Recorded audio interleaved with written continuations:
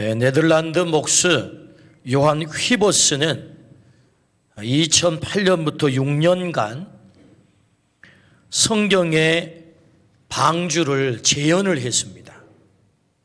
125m, 너비 29m, 높이 26m, 영건평 약 5,000평 정도 되는 큰 방주를 직접 지은 겁니다.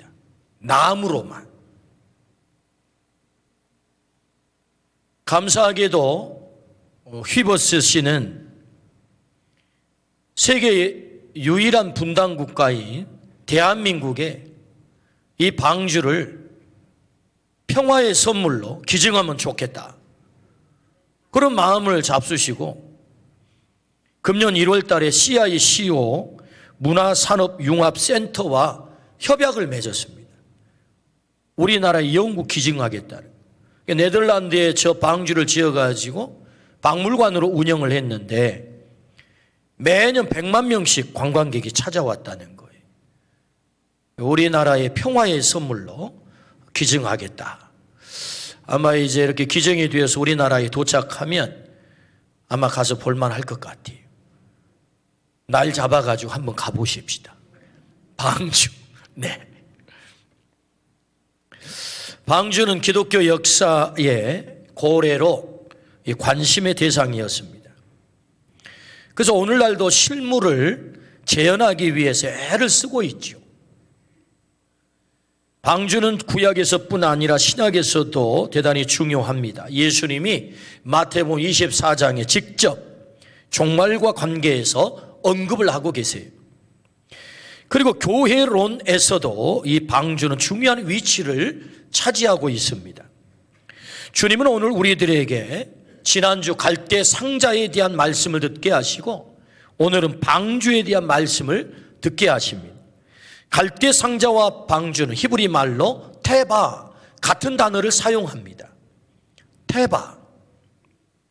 갈대 상자가 모세를 구원해서 이스라엘 백성을 구원했다고 한다면 방주는 노아의 가족을 구원해서 새로운 인류를 시작했습니다.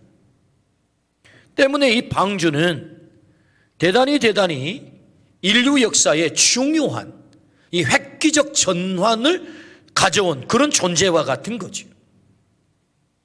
그래서 대단히 중요한 존재입니다.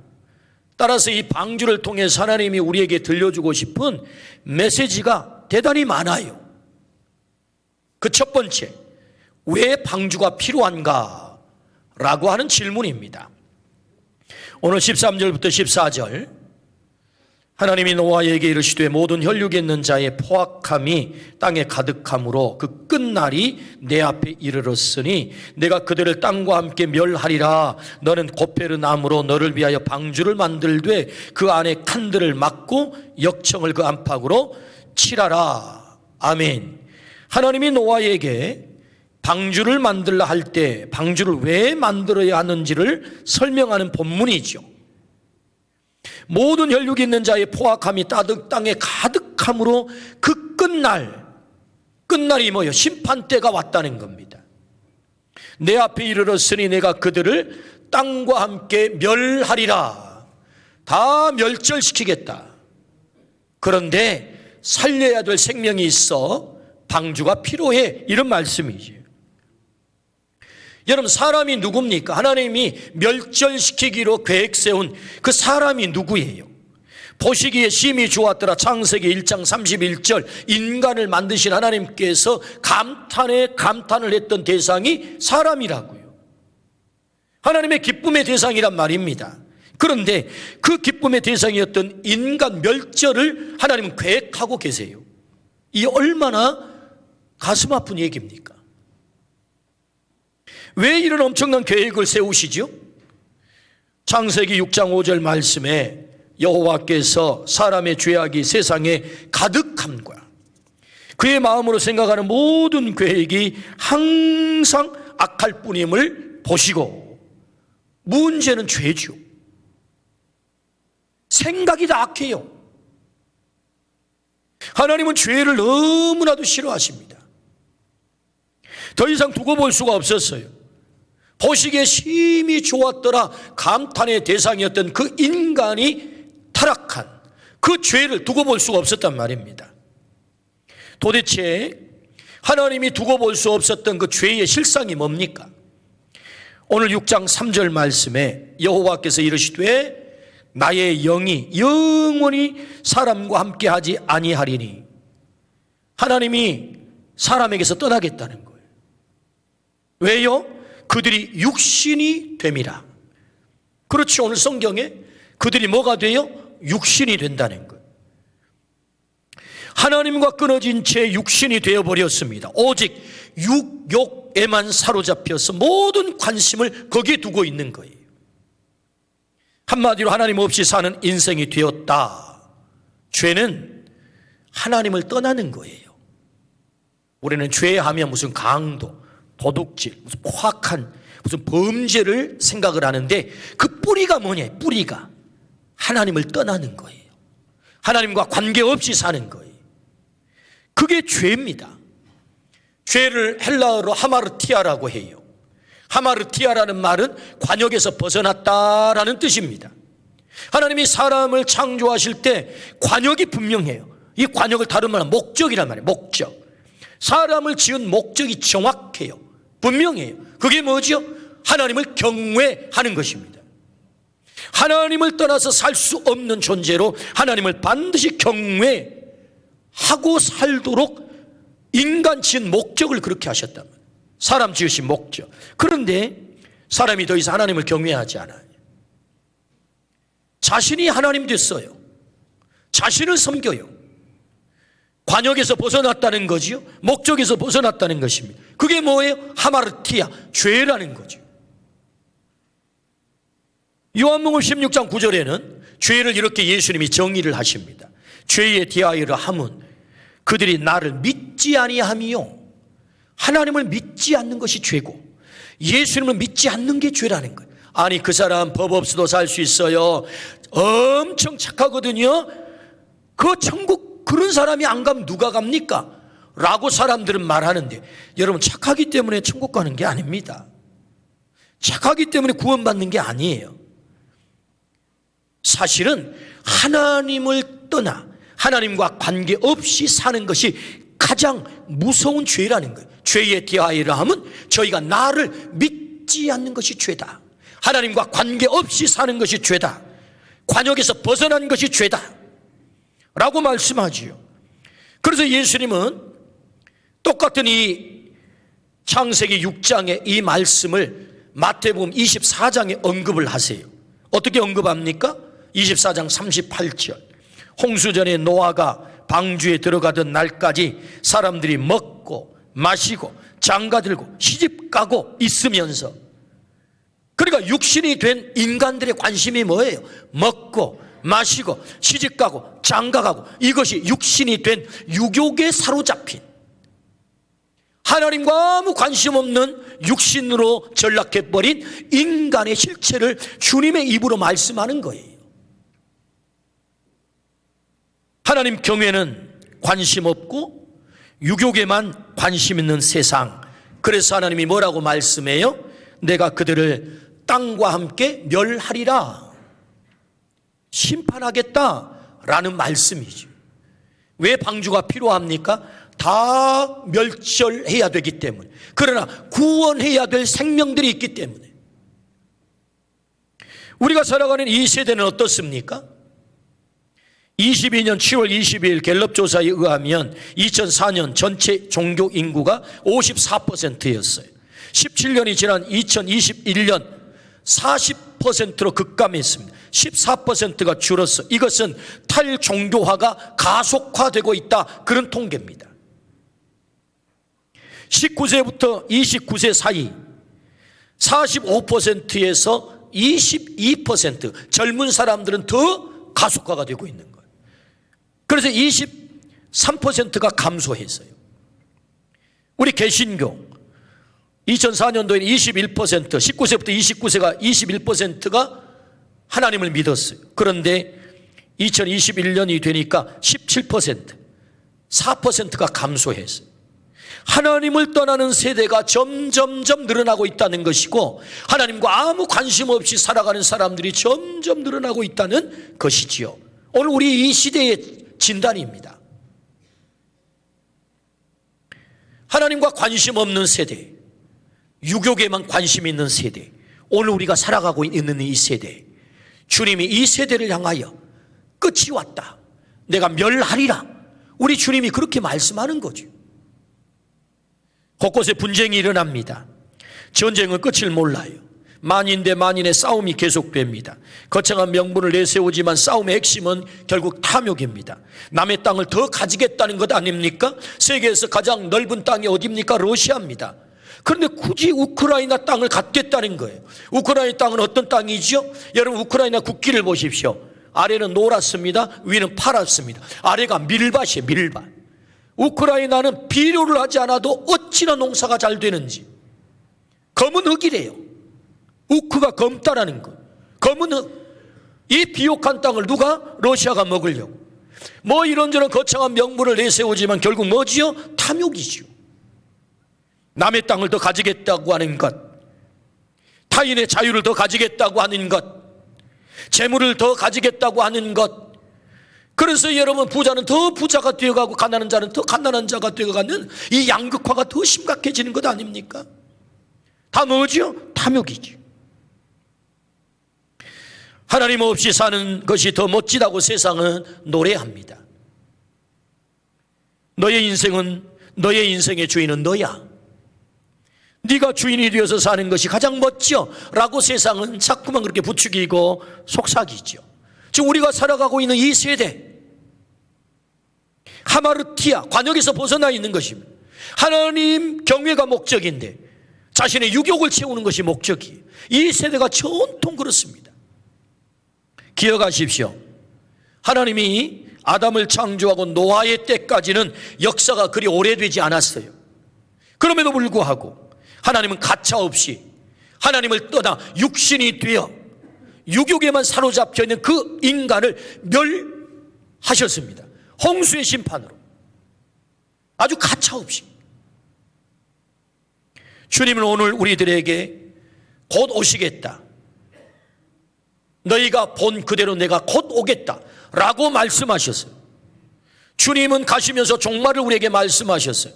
그래서 초대교회 성도들은 마라나타, 주 예수여 오시옵소서, 속히 오시옵소서 노래했던 것 아니겠습니까?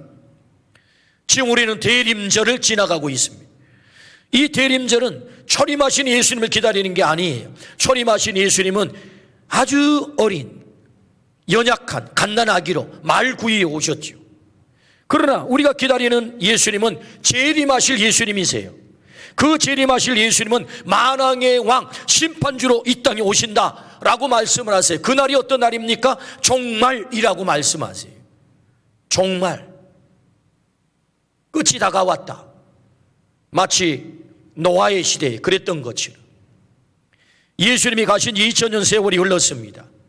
마태복음 24장 3절부터 14절에서 말씀하시는 이 종말의 징조들이 오늘 우리가 살아가고 있는 이 시대에 너무나도 흡사 닮아 있다는 사실을 주목해서 한번 들어보십시오. 적 그리스도가 나타나 미혹을 할 것이다. 난리와 난리의 소문이 나겠다. 민족이 민족을, 나라가 나라를 대적하겠다. 곳곳에 기근과 지진이 일어나겠다. 내 이름 때문에 미움을 받게 될 것이다. 거짓 선지자들이 나타날 것이다. 불법이 성하게 되겠다. 사랑이 식어지겠다. 예수님이 직접 종말의 징조를 말씀하신 거거든요. 오늘 우리가 살아가고 있는 이 땅에 여러분, 이런 징조들은 너무나도 많이 분명하게 나타나고 있지 않습니까? 하나님에게 관심 두지 않는 세대, 오직 유교에만 관심 두는 세대, 관역에서 빗나간 세대, 심판의 때가 됐음을 오늘 이 징조가 우리에게 보여주고 있다고. 그러므로 노아의 방주가 필요하다라고 주님이 말씀하는 거예요. 멸망당할 수밖에 없는 이 세상에서 하나님의 구원을 성취할 그 구원의 방주가 필요해 라고 주님이 말씀하는 거죠. 왜 방주가 필요합니까? 마지막 때가 가까이 왔다. 하나님의 구원의 역사를 이루어야 될 방주가 필요하다라고 말씀을 하세요. 그러므로 이 종말의 때에 하나님께서 구원의 방주를 필요로 하세요. 구원의 방주. 그렇다면 누구에게 이 구원의 방주를 만들라고 말씀하십니까? 누구에게? 오늘 14절입니다. 14절 같이 한번 읽습니다. 시작. 너는 고페르 나무로 너를 위하여 방주를 만들되 그 안에 칸들을 막고 역청을 그 안팎에 칠하라. 아멘.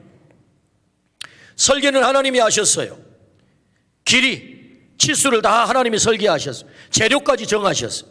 몇 층으로 하라 다 설계하셨어요. 만드는 것은 누가 만들어야 됩니까? 노아가 만들어야 합니다. 하나님과 협업을 요구하고 있는 거죠. 하나님이 협업을 요구하고 있어요. 설계도로 하면 길이가 135m, 너비가 22.5m, 그리고 높이가 13.5m, 총 톤수가 2만 1000톤, 2만 1000톤. 엄청난 크기의 배를 노아는 한 번도 본 적이 없어요. 만들어 본 적도 없어요. 그런데 하나님께서 본 적도 없는 그 배를 지으라 라고 노아에게 말씀을 하셨어요. 질문이 생깁니다. 하나님 왜 그렇게 하셨어요? 아니, 배 만들다가 노아 죽일 작정이었습니까? 그런 질문이 생겨요. 하나님께서 노아 가족을 구원할 계획이라고 한다면 그냥 하나님이 만들어 놓고 노아야 여기 들어와라 그럼 끝나는 것 아닙니까? 얼마나 간단해요. 여러분 그렇게 하면 얼마나 좋겠어요. 와, 하나님이 다 구원하셨네. 하나님의 이름이 막 더 돋보일 것 아니겠습니까? 그런데 노아야 네가 만들어야 돼 라고 말씀을 하시는 거예요. 왜 그렇게 하셨죠? 인류의 타락이 왜 시작되었습니까? 왜 하나님은 이 멸망의 심판을 계획하고 계시는 거예요? 그것은 불순종으로부터 출발합니다. 불순종. 하나님께서 최초의 인간 아담에게 먹는 날에는 너 정령 죽는다, 절대로 먹어서는 안 되라고 말씀하셨거든요. 그런데 최초의 인간 아담은 불순종함으로 선악과를 먹습니다. 그러므로 타락합니다. 죄가 들어왔습니다. 결국 불순종은 타락의 시작이고 죄의 시작이 되었어요. 그 불순종이 최초의 인간 아담을 실패하게 만들었단 말입니다. 뭐가? 불순종이. 그러므로 하나님은 노아에게 방주를 지으라고 말씀하세요. 아담의 실패 불순종을 극복할 수 있는 길은 노아야 너 순종해야 돼.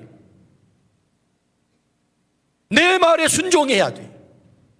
한 번도 가보지 않는 길이지만, 한 번도 만들어 본 적이 없지만, 어마어마한 일이지만, 네 능력으로 그것이 불가능해 보이지만, 그럼에도 불구하고 나 믿고 네가 순종하면 첫 번째 인간 아담이 실패한 것을 너는 극복할 수 있어. 불순종을 극복하는 것은 순종이야. 이거 말씀하는 거거든요. 대단히 순종하기 어렵지만 방주를 지으라고 하나님이 요구하는 것입니다. 그렇습니다. 구원은 순종으로 이루어져요. 구원은 순종으로 이루어집니다. 아니 목사님 무슨 다른 성경을 가지고 계세요? 분명히 지금까지 내가 알고 믿음 바는 믿음으로 구원받는다고 했지 어디 순종으로 구원받는다고 했습니까? 라고 여러분이 질문을 하실 거예요. 이 말씀을 다시 풀어볼까요? 하나님은 인류를 구원할 우원대한 계획, 아들을 이 땅에 보내실 계획을 세우셨어요. 그리고 아들을 보내셨어요. 내 아들 예수님을 네가 믿으면 너 구원받는다, 하나님의 자녀가 된다라고 하나님이 계획을 세우신 거예요. 그렇다면 예수 그리스도를 믿음으로 하나님의 자녀가 되는 이 구원이 어떻게 이루어지는 것입니까? 하나님의 그 계획에 순종하는 거예요. 그렇구나, 하나님이 아들을 보내셨구나, 그를 믿으면 내가 구원받는구나, 내가 하나님의 자녀가 되는구나 라고 순종할 때 구원이 이루어지는 거예요. 그러니까 사실은 믿음이라고 하는 또 다른 얼굴은 순종인 것입니다. 여러분, 믿음은 추상의 단어예요. 믿음은 보이지 않잖아요. 그러나 그것이 내 삶에 구체화되는 게 뭐죠? 순종으로만 믿음이 증명되는 것입니다. 그래서 하나님은 노아에게 야, 너 방주 지어야 되겠어. 이 말은 곧 최초의 인간 아담은 불순종으로 실패했거든. 그런데 이 실패를 극복하는 길은 네가 나 믿고 순종하는 거야. 너 나 따라올 수 있겠어? 내가 지시한 대로 너 방주 만들 수 있겠어? 그래서 노아가 어떻게 합니까? 여러분, 방주를 짓는 그 기간을 지금까지 교회는 전통적으로 120년 걸렸다고 해요. 물론 학자들은 여기에 대해서 다른 얘기를 하는 사람도 있긴 합니다만은 어쨌든 이 방주를 짓는 데 수십 년이 걸려요. 이 긴 기간 동안 노아는 얼마나 바보 소리를 많이 들었겠습니까? 얼마나 미친놈이라는 소리를 들었겠습니까? 그럼에도 불구하고 그는 하나님을 믿고 묵묵히 노아 방주를 짓습니다. 순종했다 그 말입니다. 이 순종을 통하여서 구원의 방주가 완성된 줄로 믿습니다. 아멘. 그래서 여러분 창세기 6장 22절에는 그 순종을 강조하고 있지요. 노아가 그와 같이 하여 하나님이 자기에게 명하신 대로 다 준행하였더라. 다 순종했다 그 말입니다. 끝까지. 창세기 7장 5절 말씀.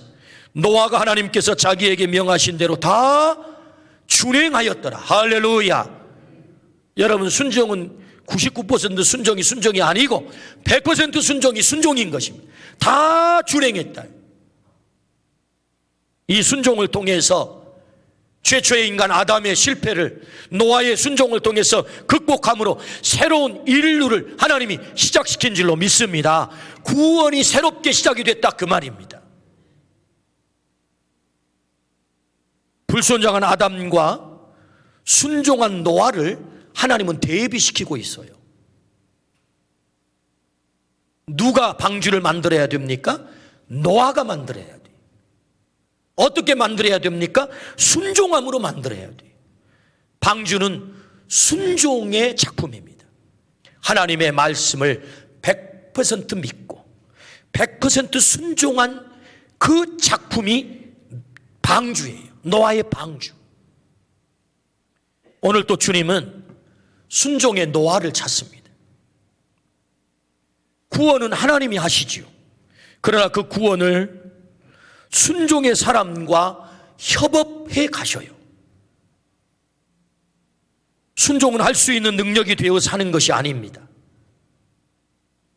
노아가 언제 배를 만들어 봤겠습니까? 그리고 2만 톤이 넘는 배를 보기나 했겠어요? 그리고 그 배는 나무, 개역성에는 잣나무, 표준세배문의 잣나무. 학자들은 아마도 삼나무이지 않을까라고 추측을 합니다. 질긴 삼나무, 물에 강한 나무. 도대체 몇 구를 베야 2만 톤짜리 배를 지을 수 있겠어요? 능력이 되어서 순종한 것이 아니었습니다. 하나님을 믿고 한 거예요. 내 능력이 부족하면 그 부족한 부분은 하나님이 채우실 거야. 하나님이 완성할 거야. 할렐루야. 이게 믿음의 사람이거든요. 배를 짓는 것은 고통입니다. 순종하는 것은 때로 대단한 고통이에요. 여러분, 노아가 수십 년을 배를 지으면서 휴가를 한번 해봤겠습니까? 애들아 오늘은 피크닉 가자 그랬겠어요? 요거 짓느라고 아마 죽을 고생을 했을 거예요. 여러분 생각을 해봐요. 2만 톤짜리 배를 지으려면 여러분 그 나무를, 그 큰 나무를 배다가 다 켜야 되는데 요새 같은 뭐 전기톱이라도 있지 엔진톱이라도 있지. 여러분 도끼로 해. 도끼로 그 나무를 켜야 된다고.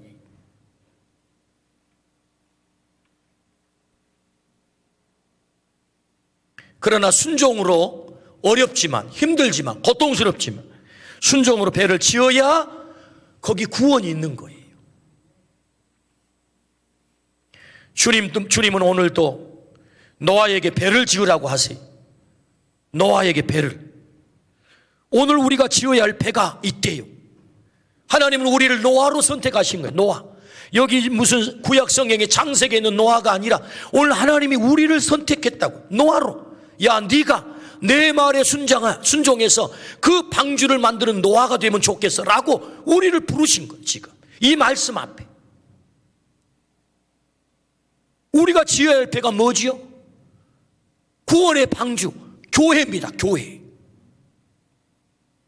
아니 갑자기 왜 교회가 구원의 방주가 된대요? 여러분 지금 우리가 섬기고 있는 교회는 그냥 어느 하늘에서 뚝 떨어진 게 아니에요. 역사성이 없는 게 아니라고.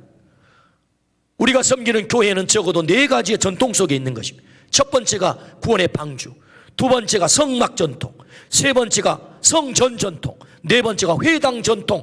이 4가지의 전통이 오늘 교회 속에 고스란히 들어와 있는 것입니다. 그래서 지금까지 교회를 가리켜 우리는 구원의 방주다, 그렇게 고백했던 것입니다.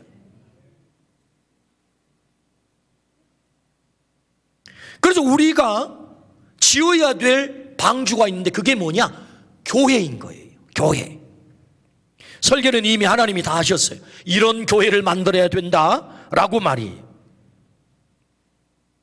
노아가 방주를 순종으로 지었듯 교회는 순종으로만 세워질 수 있는 곳이 교회인 것입니다. 예수를 믿어 주로 고백할 때 우리가 교회가 되죠. 하나님의 택하심을 받고 부르심을 받아 예수 그리스도를 구주로 고백하여 하나님의 자녀가 된 자들의 신앙 가족 공동체, 이 공동체는 영혼을 구원하고 하나님을 예배하고 제자 증인으로 살아서 하나님의 나라를 이루어가는 공동체다. 이게 교회거든요. 이런 교회를 하나님이 설계하셨어요.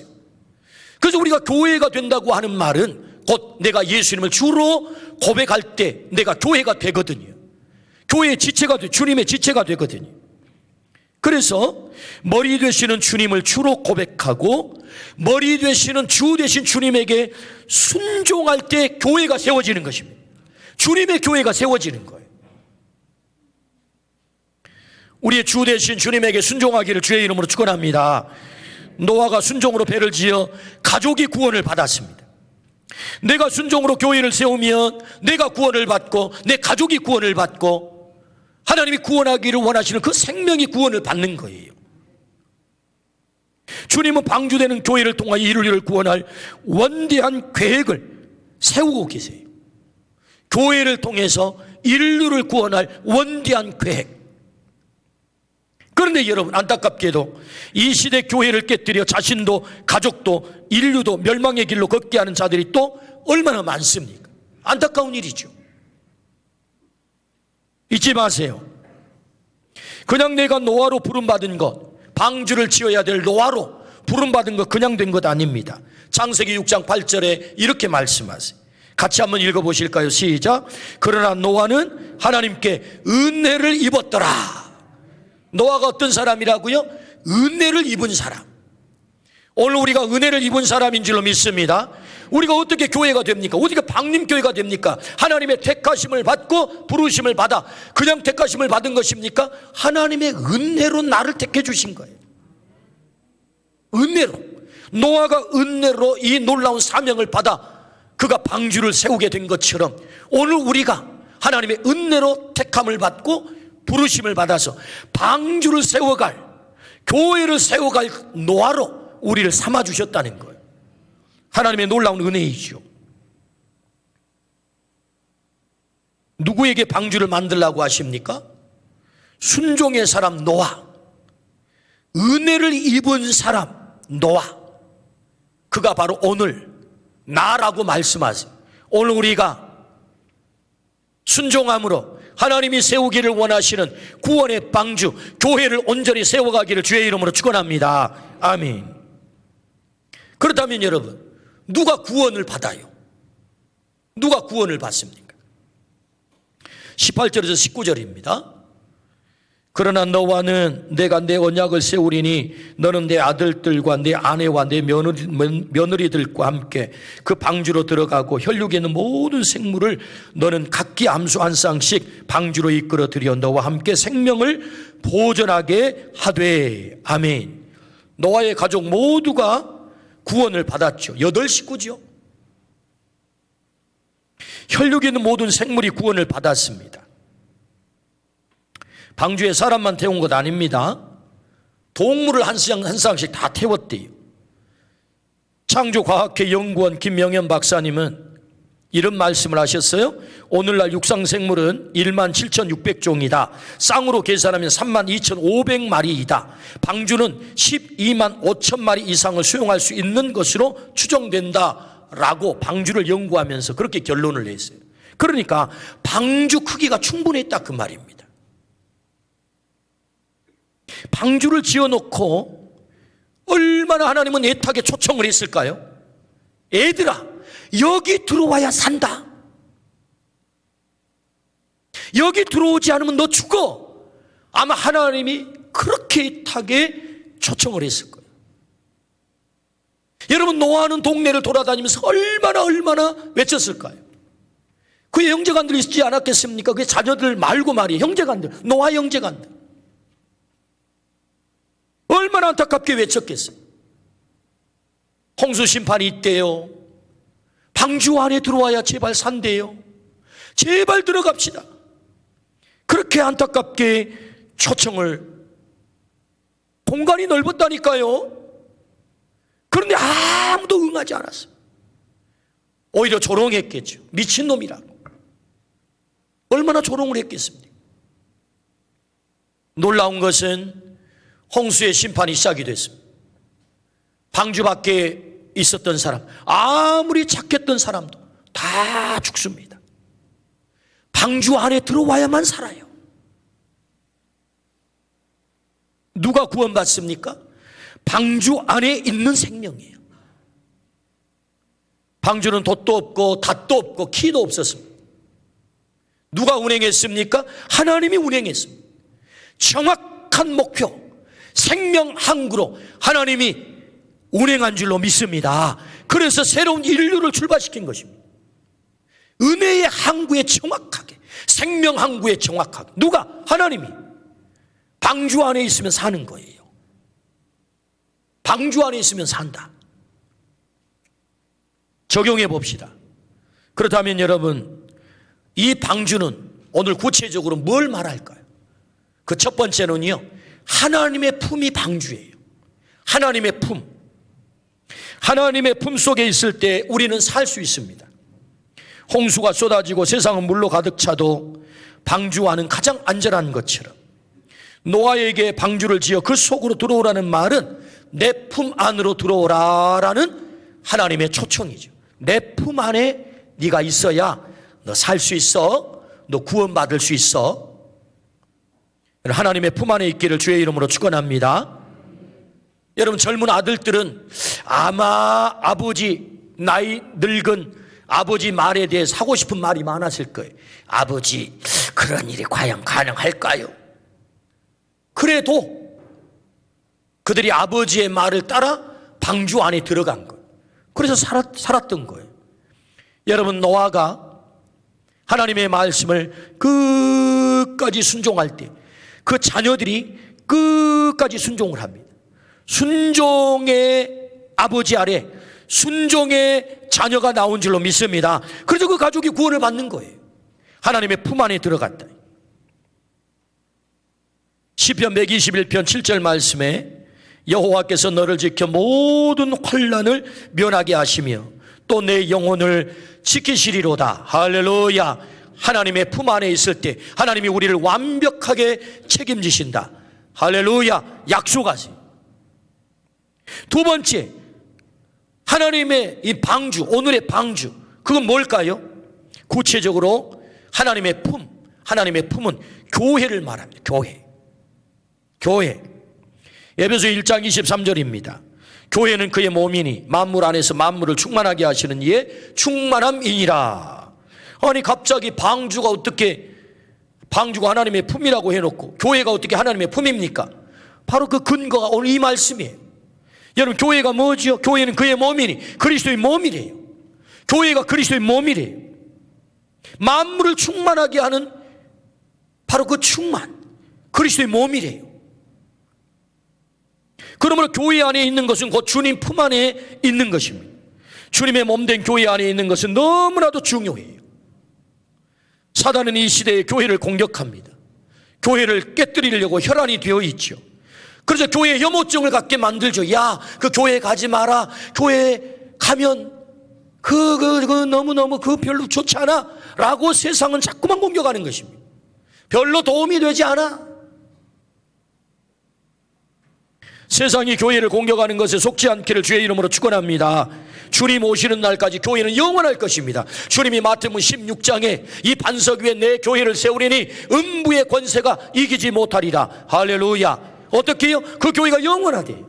아무리 세상에서 공격을 해도 교회는 영원하다. 구원의 방주로서 영원하다. 주님이 말씀하세요. 주님은 교회를 구원의 방주로 세우셨어요.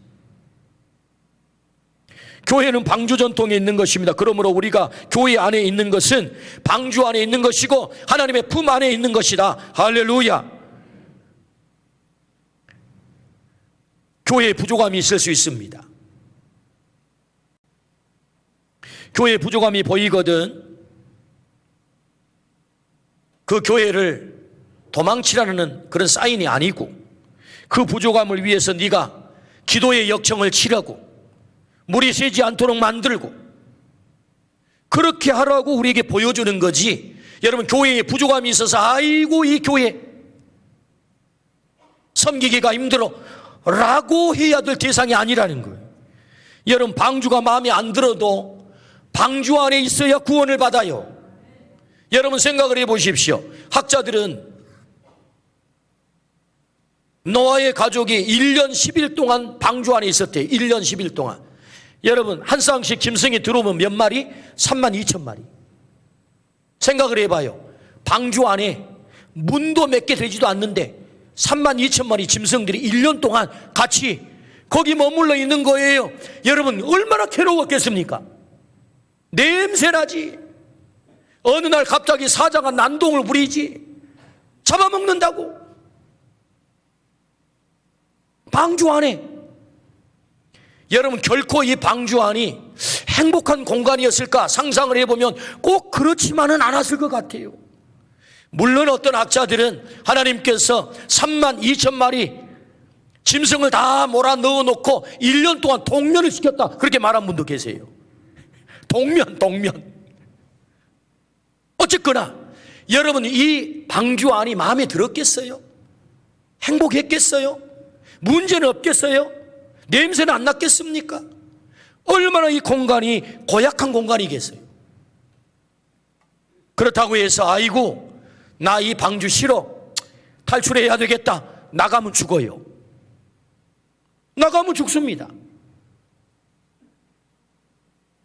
그러나 비록 거기 내 마음에 들지 않는 구석이 있어도, 부족함이 있어도 방주 안에 머물러 있을 때 그 영혼이 구원받은 줄로 믿습니다. 아멘. 누가 구원받습니까? 방주 안에 있어야 구원받는 거예요.